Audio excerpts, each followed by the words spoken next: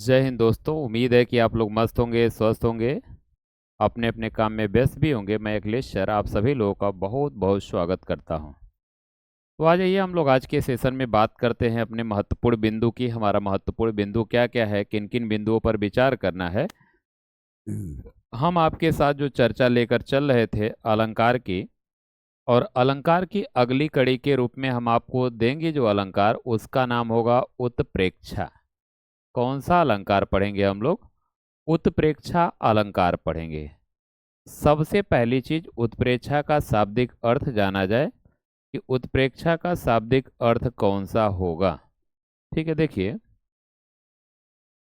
अगर बात करें उत्प्रेक्षा का शाब्दिक अर्थ, उत्प्रेक्षा का शाब्दिक अर्थ संभावना अथवा कल्पना होता है। संभावना अथवा कल्पना होता। उत्प्रेक्षा का शाब्दिक अर्थ अगर पूछा गया तो आप क्या बताइएगा? संभावना अथवा कल्पना बताना है। ठीक है, उत्प्रेक्षा का शाब्दिक अर्थ संभावना अथवा कल्पना है। तो क्या बनेगा? परिभाषा की तरफ आते हैं। तो देखिए, परिभाषा क्या कहती है कि जहां उपमेय में उपमेय में उपमान की उपमेय उपमेय में उपमान की संभावना अथवा कल्पना की जाए, संभावना अथवा कल्पना की जाए, कल्पना की जाए, संभावना अथवा कल्पना की जाए, उसे उत्प्रेक्षा अलंकार कहते हैं। उसे उत्प्रेक्षा अलंकार कहते। देखिए, उत्प्रेक्षा अलंकार की परिभाषा क्या कह रहा है कि जहां उपमेय में उपमान की संभावना अथवा कल्पना की जाए, उसे किस नाम से जाना जाएगा? तो ध्यान रखिएगा, उसे उत्प्रेक्षा के नाम से जानते हैं। उसे किस नाम से जाना जाता है? तो उसे आप ध्यान रखिएगा, उत्प्रेक्षा अलंकार के नाम से जानते। ठीक है, जहां उपमेय में उपमान की क्या हो, संभावना हो अथवा कल्पना हो, उसे उत्प्रेक्षा के नाम से जानते हैं। आइए उदाहरण को देख लेते हैं।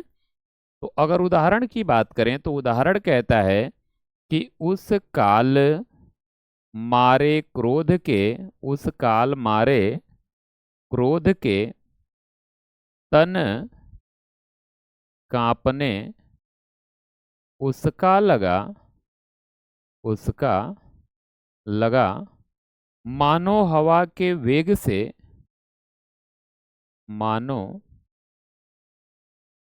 हवा के वेग से सोता हुआ सागर जगा। सोता हुआ सागर जगा।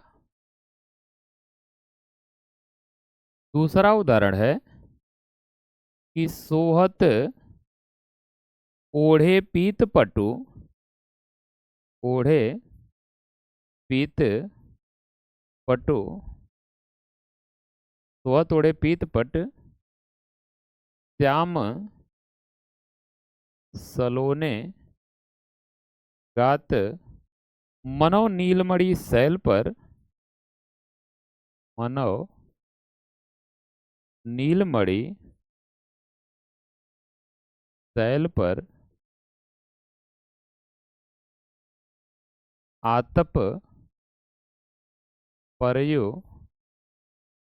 प्रभात। आतप परयो प्रभात। ये कह रहा है कि परिभाषा से एक बार देखो, उत्प्रेक्षा का शाब्दिक अर्थ ही क्या होता है आपका? संभावना चाहे कल्पना होता है। जहां उपमेय में कहीं भी उपमान की संभावना कर दी जाए, उपमेय उपमान में जहां उपमेय में ही हम उपमान की कल्पना कर दें, संभावना कर दें, उसी का नाम उत्प्रेक्षा होता है।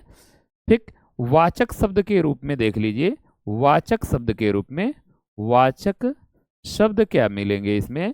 तो इसमें वाचक शब्द के रूप में मनु होगा, मानो होगा, जनु होगा, जानो होगा, इसी में मनव हो जाएगा, इसी में जनव हो जाएगा, इसी में मानव हो जाएगा, इसी में जानव हो जाएगा, मानव जानव। इसी में अगर हम बात करें आगे तो मनहु भी होता है, ठीक है, मनहु होता है, इसी में जनहु भी होता है, इसी में मानहु भी होता है, मानहु भी होता है, और इसी में साथ ही साथ जानहु भी होता है, ठीक है, मानहु जानहु ये शब्द आते हैं वाचक शब्द के रूप में। ये चीजें हमारे पास यहाँ देखने को मिलेंगी, ठीक है, वाचक शब्द के रूप में ये बातें हमें यहाँ पर देखने को मिलेंगी।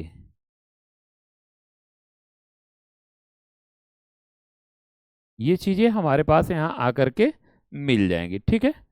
तो आइए आगे उदाहरण देखो क्या कह रहा है कि उस काल मतलब उस समय क्रोध के कारण, कह रहा है कि उस समय क्रोध के कारण उसका शरीर इस तरह से कांपने लगा, ऐसा लगा जैसे मानो हवा का वेग आया हो, हवा का झोंका आया हो, और सोया हुआ जो सागर था वह क्या हुआ हो, जग उठा है। अगला कह रहा है सोहत ओढ़े पीत पट श्याम सलोने गात। सोहत मतलब सुशोभित होते हैं, ओढ़े ओढ़ करके, पीत पट मतलब पीले रंग के वस्त्र को। जब श्री कृष्ण अपने ऊपर पीले रंग के वस्त्र को धारण करते हैं तो उनका जो सांवले रंग का शरीर होता है वह बहुत सुशोभित होता है। मानो नीलमणि स्थल पर आतप पर्यो प्रभात, ऐसा लगता है कि मानो नीलमणि पर्वत के ऊपर, ऐसा लगता है कि मानो नीलमणि पर्वत के ऊपर प्रभात हो चुका है, सवेरा हो चुका है। ऐसा लगता है कि मानो नीलमणि पर्वत के ऊपर क्या है, प्रभात हो चुका है, सवेरा हो चुका है। ऐसा प्रतीत होता है, ऐसा लगता है कि मानो नीलमणि पर्वत के ऊपर क्या हो गया है, प्रभात हो चुका है, सवेरा हो चुका है। एक उदाहरण और लिख लो कि दादुर धुनि चहु तीसी सुहाई।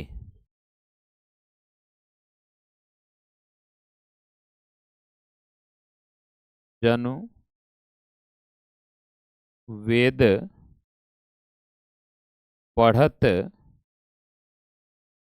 पटु समुदायी।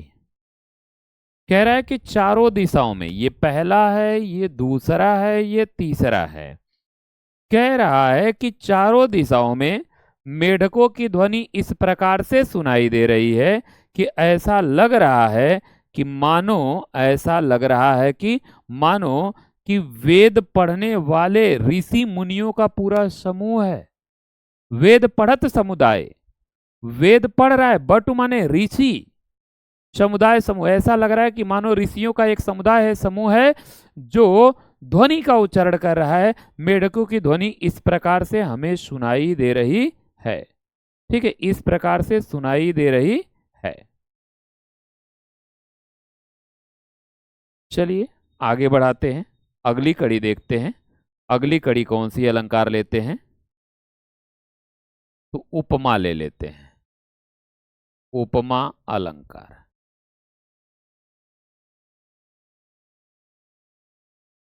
उपमा अलंकार देखिए, उपमा का शाब्दिक अर्थ, उपमा का शाब्दिक अर्थ तुलना होता है।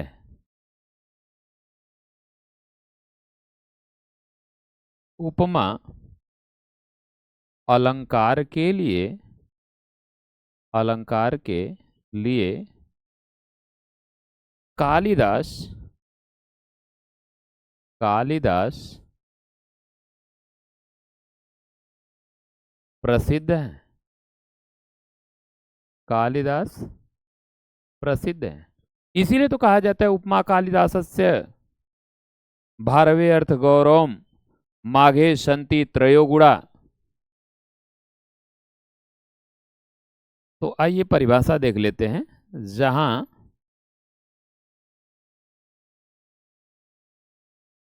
किसी प्रसिद्ध वस्तु, जहां समान गुणधर्म के आधार पर, जहां समान गुण धर्म के आधार पर, जहां समान गुण धर्म के आधार पर उपमेय की तुलना, उपमेय की तुलना उपमान से की जाती है, से की जाती है, उसे उपमा अलंकार कहते हैं। उसे उपमा अलंकार कहते उसे उपमा अलंकार कहते हैं। उपमा अलंकार का विपरीत अलंकार, विपरीत प्रतीप अलंकार है। प्रतीप अलंकार, ठीक है। उपमा का विरोधी कौन है? तो प्रतीप अलंकार को माना गया है, ठीक है।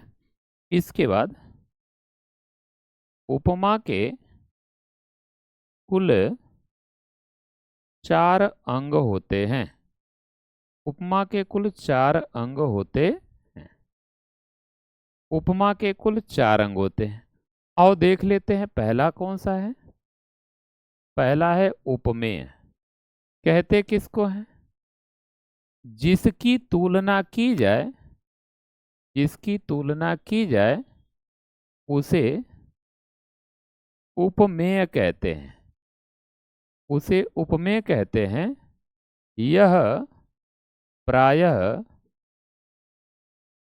शारीरिक एवं निकट होता है। यह प्रायः शारीरिक एवं निकट होता है। यह प्रायः शारीरिक एवं कैसा होता है? निकट होता है, ठीक है। यह प्रायः शारीरिक भी होता है और निकट भी होता है, ऐसा कहा गया है। अभी उदाहरण भी देखोगे तब भी वही आएगा। दूसरे की बात करें, उपमान, तो जिससे तुलना की जाए, जिससे तुलना की जाए, जिससे तुलना की जाए उसे उपमान कहते हैं। यह प्रायः प्राकृतिक एवं दूर होता है। यह प्रायः प्राकृतिक एवं दूर होता है।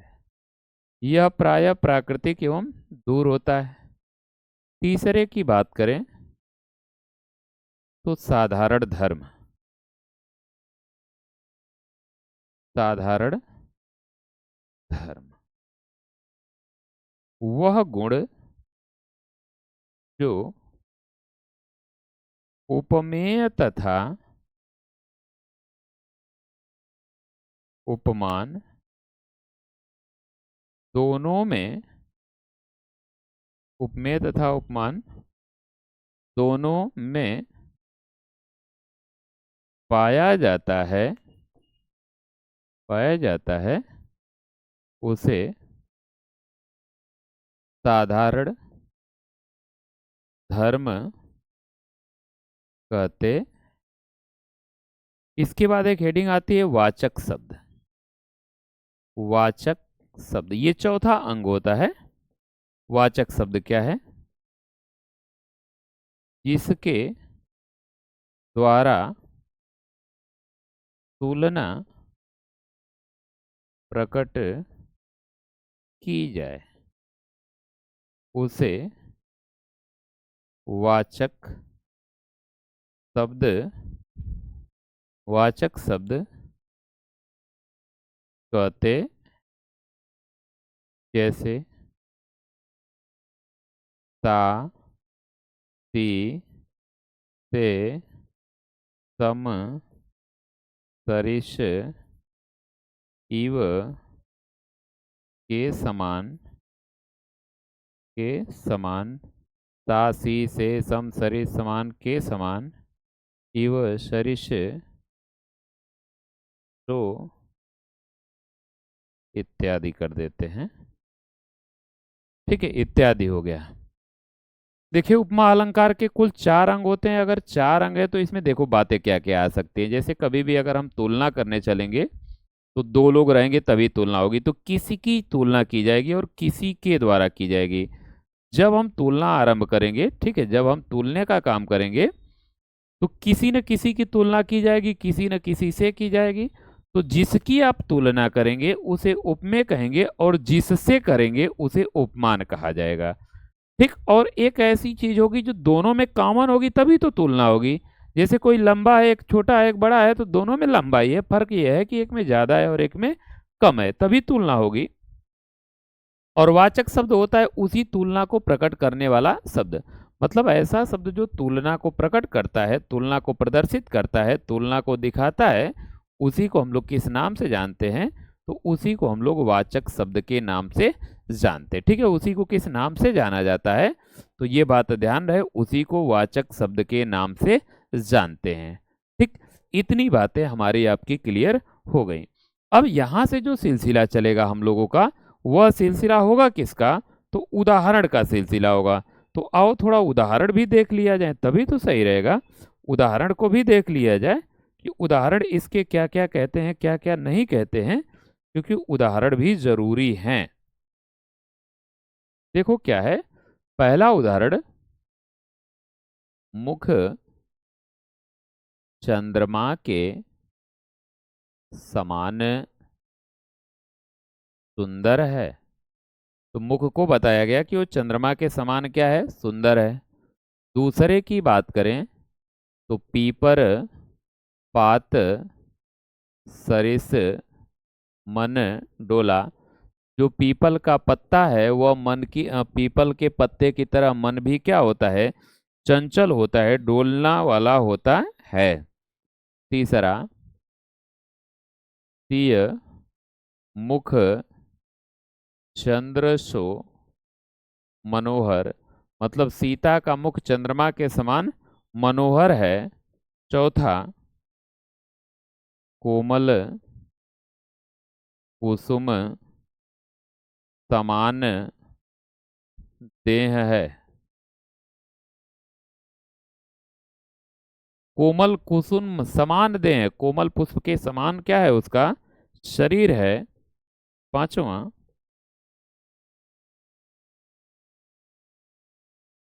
मुख कमल के जैसा है। जो मुख है ये कैसा बता दिया गया? कमल के जैसा बता दिया गया। ठीक है, इसके बाद सुनी मतलब सुन करके, सूरसरी, सूरसरी सम पावन बानी, सम पावन बानी। बानी मतलब बाणी होता है। बानी का अर्थ क्या होता है? बाणी होता है। ठीक है, बाणी होता है।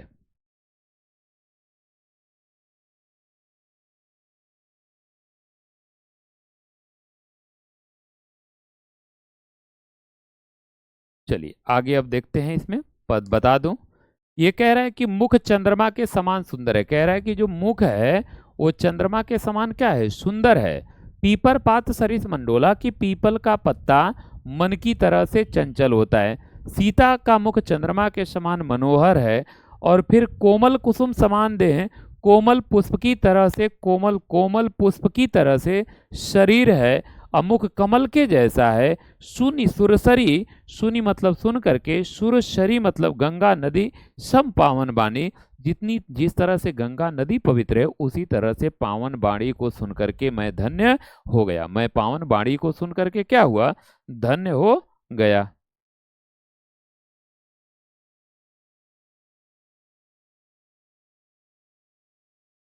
अब आ जाओ यहीं पे एक और अलंकार देख लेते हैं जिसका नाम रहेगा प्रतीप अलंकार।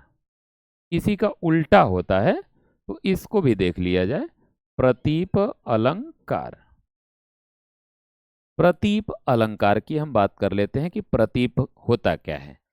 देखिए, अगर हम बात करें प्रतीप का शाब्दिक अर्थ, प्रतीप का शाब्दिक अर्थ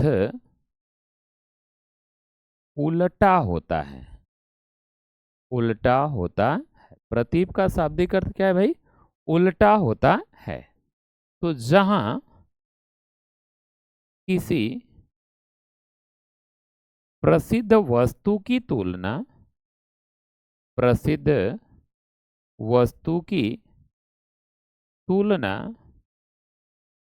निम्न वस्तु के साथ की जाती है, निम्न वस्तु के साथ, निम्न वस्तु के साथ की जाती है, उसे प्रतीप अलंकार कहते हैं। उसे प्रतीप अलंकार कहते, उसे प्रतीप अलंकार कहा जाता है। या ऐसे भी लिख सकते हैं, ऐसे भी, कि जहां उपमान की तुलना, उपमान की तुलना उपमेय से की जाती है, उपमेय से की जाती है, उसे प्रतीप अलंकार कहते हैं। उसे प्रतीप अलंकार कहते, उसे किस अलंकार के नाम से जानते हैं? प्रतीप। और प्रतीप का मतलब ही बताया गया आपको, क्या होता है भाई? विपरीत होता है, उल्टा होता है, विरोधी होता है। देखिए इसमें है क्या, उदाहरण की बात करें तो ये कहता है कि चंद्रमुख सिय तो सुंदर है। ये कह रहा है कि चंद्रमा का मुख जो है सीता के समान है। इसका मतलब है कि यह क्या है? चंद्रमा का, जो चंद्रमा है वह मुख कैसे? सीता के, चंद्रमा का जो चंद्रमा सियमुख सो सुंदर, सीता के मुख के समान क्या है? सुंदर है। अगर दूसरे की बात करें तो तपस्वी उस तपस्वी से उस तपस्वी से लंबे थे, लंबे थे। देवदारू दो चार खड़े, देवदारू दो चार खड़े। ठीक है, ये क्या कह रहा है कि उस तपस्वी से लंबे थे। अब बताइए, उस तपस्वी, तपस्वी को बड़ा कर दिया गया, उस तपस्वी से लंबे थे देवदारू दो चार खड़े। उस तपस्वी के इतने लंबे थे कौन? देवदारू के पेड़। अब ये आप देख रहे हैं कि क्या कह रहा है कि तपस्वी क्या है? तपस्वी उपमेय होगा लेकिन देवदारू उपमान होगा। कह रहा है कि तपस्वी के जैसे दो चार ठो लंबे थे, मतलब तपस्वी निम्न है, उसको दिखा कहाँ दिया गया? उच्च पर दिखा दिया गया। तो इसलिए ये भी किसको बताएगा? प्रतीप अलंकार को प्रकट करेगा। और एक ठो और देख लेते हैं जिसको हम लोग कहते हैं भ्रांतिमान अलंकार। भ्रांति मान अलंकार। भ्रांतिमान अलंकार। देखो ये क्या कहता है, जहां उपमेय में उपमान का भ्रम पाया जाता है, पाया जाता है, उसे भ्रांति मान अलंकार कहते हैं। उसे भ्रांतिमान अलंकार कहते। देखो उदाहरण की तरफ बढ़ते हैं। जैसे मुन्ना ने, मुन्ना ने मम्मी के सिर पर देख देख तो चोटी भाग खड़ा हुआ भय मानकर, भाग खड़ा हुआ भय मानकर सिर पर सापिन लोटी। एक बालक है जो अपनी माता की चोटी को देखता है, तो देख करके वह ये समझता है कि यह चोटी नहीं है, बल्कि क्या है, यह नागिन है। उसे देख करके उसे भ्रम होता है और वहां से वो क्या करता है, भाग जाता है। उसे वहीं से भ्रम होता है, तो वहीं से वो क्या करता है, भाग जाता है। उसे ये समझ में आता है कि ये क्या है, पूरे के पूरे ये सांप हैं। ठीक ना।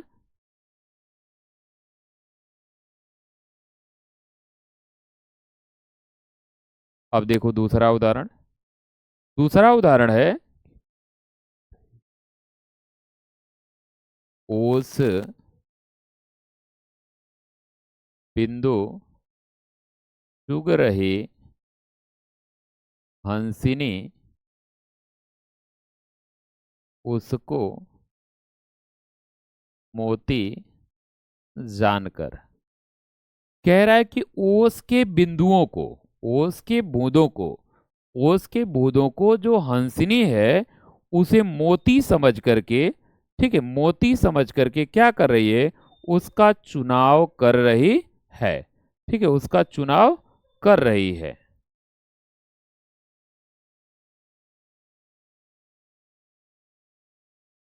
चलिए, ये तो समझ में आ गया होगा। और उदाहरण देख लो। और उदाहरण तीसरा वाला, ये भी बहुत पूछा जाता है। नाक का मोती अधर की कांति से, बीज दाड़िम का समझ भ्रांति से, बीज दाड़िम का समझ भ्रांति से देख सहसा हुआ सुख मौन है, सोचता है यह अन्य सुख कौन है। सोचता है यह अन्य सुख कौन है। सोचता है यह अन्य सुख कौन है। देखो, नाक में पहने जाने वाला नकबेसर ओठ की लालिमा के कारण बिल्कुल लाल दिख रहा है, और तोते ने उसे भ्रमवश अनार का दाना समझ लिया और उसे देख करके वो मौन हो गया है, सुन पड़ गया है। सोच रहा है कि यह इतना बड़ा दूसरा तोता कौन सा आ चुका है, इतना बड़ा दूसरा तोता कौन सा आ चुका है। उसे ये भ्रम हो गया है, तो इस वह भ्रम में पड़ा हुआ है, जिसके कारण वह सोच रहा है। ठीक है, जिसके कारण वो सोच रहा है और निर्धारित नहीं कर पा रहा है कि वो भ्रम की वजह से नहीं ऐसा कर पा रहा है। ठीक है, वो भ्रम हो गया है उसे, इसीलिए वो उसका निर्धारण नहीं कर पा रहा है। चले, उम्मीद है कि यहाँ तक चीज़ें तो सही होंगी। तो हम चाहेंगे यहीं पर आज के सेशन को समाप्त करें, फिर अगले दिन देखा जाएगा। आज के लिए बस इतना ही। धन्यवाद, नमस्कार, जय हिंद।